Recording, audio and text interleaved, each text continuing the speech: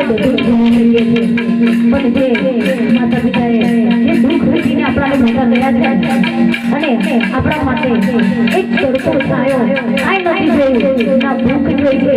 અને કંઈ નહીં અને